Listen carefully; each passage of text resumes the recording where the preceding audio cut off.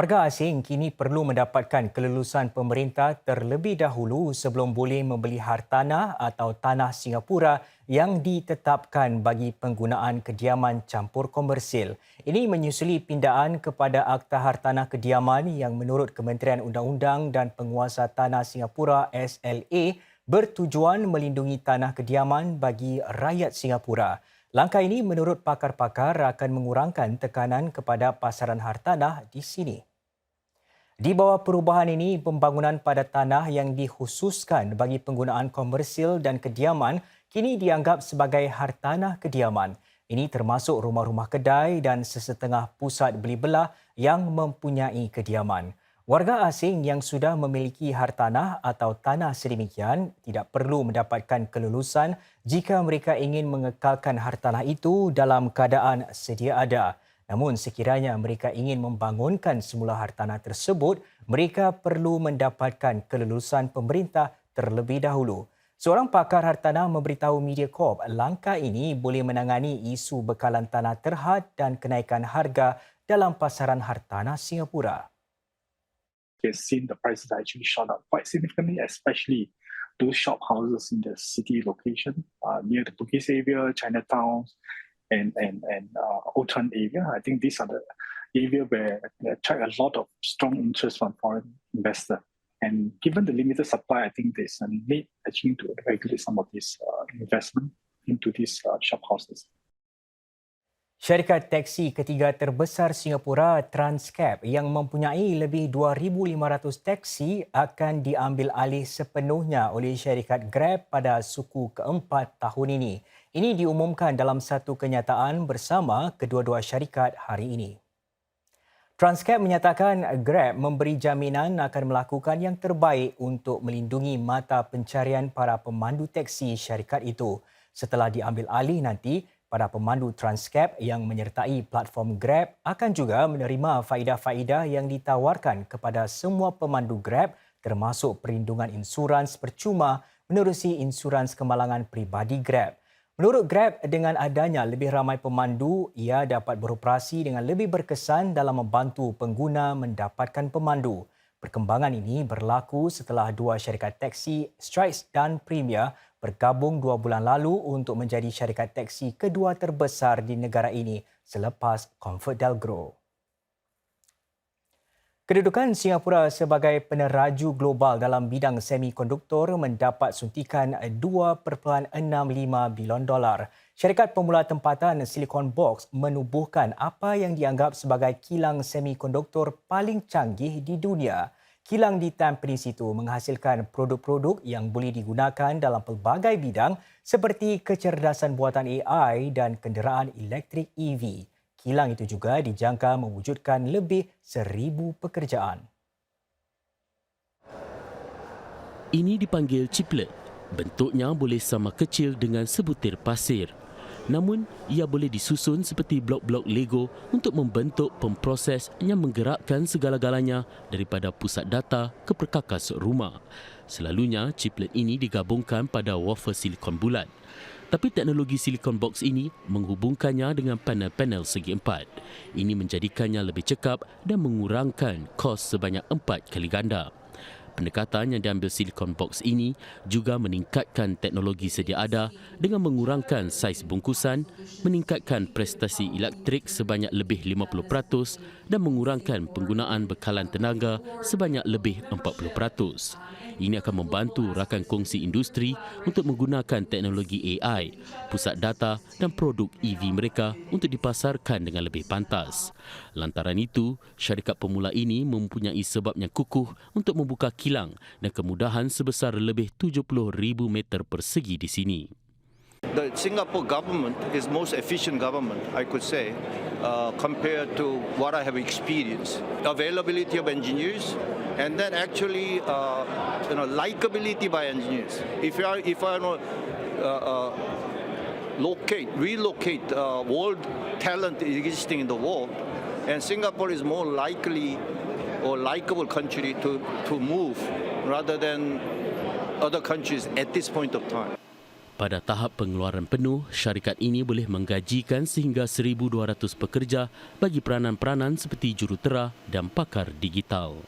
Despite near-term headwinds arising from factors such as high interest rates and continued inflationary pressures, the semiconductor industry long-term growth trajectory remain very strong. Industri semikonduktor membentuk lebih 7% daripada GDP Singapura. Para pelajar Melayu Islam kini mempunyai lebih banyak peluang mendalami bidang-bidang berkaitan teknologi, sains dan kejuruteraan. Ini menyusuli satu memorandum persefahaman atau MOU 3 tahun yang dimeterai Yayasan Mendaki dengan Yayasan Micron dan Micron Technology pagi tadi. Majlis menandatangani MOU itu turut disaksikan oleh Menteri Negara Kanan Tenaga Manusia Merangkap Pertahanan Zaki Muhammad. Selain peluang latihan amali, program mentor dan program sukarelawan korporat, MOU itu juga menawarkan sebanyak 15 beasiswa. Setiap beasiswa bernilai $4,000 dan ditawarkan kepada penuntut politeknik dalam jurusan kejuruteraan. Setiap tahun, 5 beasiswa akan dikeluarkan mulai tahun depan. Every year, Mendaki receives overwhelming application for the various bursary and scholarship schemes. This year, the application for bursary and scholarship for diploma students was oversubscribed by 40%. So therefore, I'm delighted to announce the establishment of a new scholarship to encourage academic excellence among polytechnic students in the engineering field. Selain beasiswa, para pelajar Melayu Islam di politeknik atau universiti yang berminat menceburi bidang semikonduktor juga berpeluang mengikuti latihan amali. Bagi pelajar sekolah menengah hingga ke peringkat pra-universiti, pelbagai kegiatan pembelajaran juga akan dianjurkan. Misalnya, semasa cuti sekolah November tahun ini, Micron Foundation's Chip Camp akan diadakan di Pusat Sains Singapura. Perkhidmatan selama 3 hari itu akan dibuka kepada sekurang-kurangnya 30 pelajar menengah 1 dan 2. Bringing in the chip camp to Singapore, and the Yayasan Mendaki students will be the first 30 that is going to experience this 3 days program.